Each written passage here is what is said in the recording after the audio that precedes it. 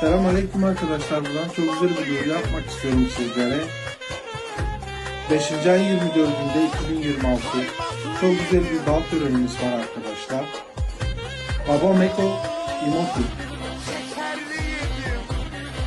anne Nigar ablamız sizleri davet ediyorlar. Biricik oğulları Tarık, Nevri, Avutuyeski Balna. Yerimiz Eskizara. Restoranımız Dubnatameç'te. Ve biz saygılık oradan daima sizleri sevindirmeye devam edeceğiz. Çıkın gelin.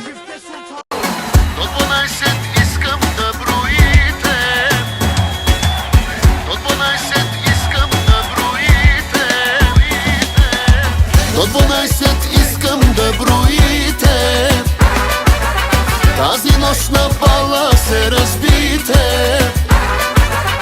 На здраве казвам аз за всички вас. На здраве не